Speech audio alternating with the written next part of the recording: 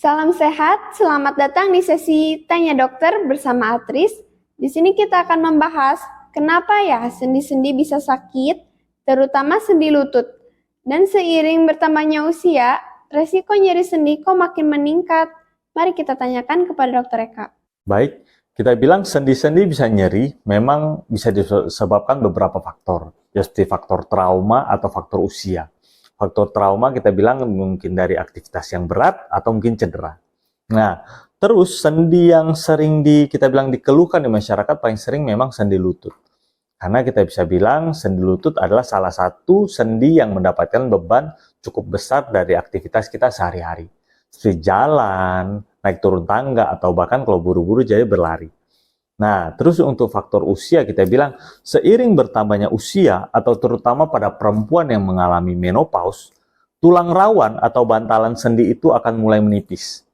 Nah, kita bilang seiring menipisnya tulang rawan ya, bantalan sendi ini meningkatkan resiko untuk tulang yang harusnya saat bergerak ya, aktivitas sendi saat bergerak itu tidak bergesekan.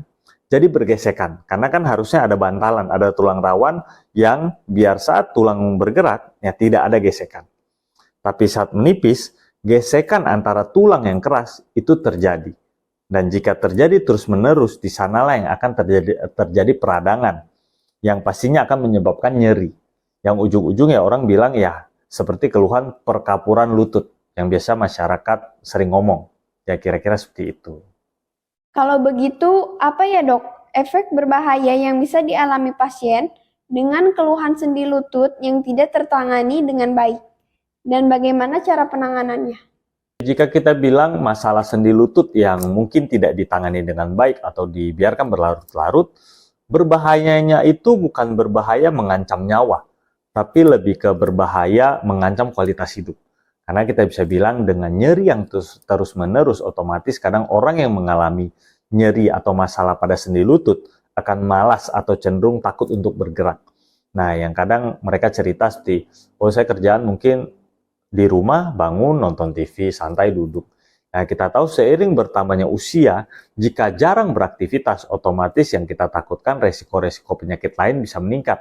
Paling sering kan antara darah tinggi atau diabetes. Nah, makanya sendi lutut ini harus dijaga. Kalau bisa sedini mungkin akan lebih baik. Jadi memang ada penanganan yang kita bilang mungkin minum obat nyeri, injeksi, atau bahkan yang memang terakhir sampai lutut sudah susah untuk diselamatkan ya akhirnya operasi. Makanya ada baiknya untuk menjaga lutut sedini mungkin. Ya kita bisa bilang dengan bantuan suplemen yang untuk menjaga atau merangsang pembentukan bantalan sendi, atau ya kita bilang pasti harus dibantu dengan olahraga juga gitu. Dan kita bilang berat badan juga menjadi salah satu faktor yang penting. Jangan kita bilang berat badan semakin meningkat ya otomatis beban sendi juga makin meningkat. Ya, jadi kita bilang minum suplemen bisa, olahraga juga bisa, dan berat badan juga harus dijaga. Dan dengan begitu diharapkan sendi lututnya bisa terjaga dan pasti kualitas hidup juga bisa terjaga.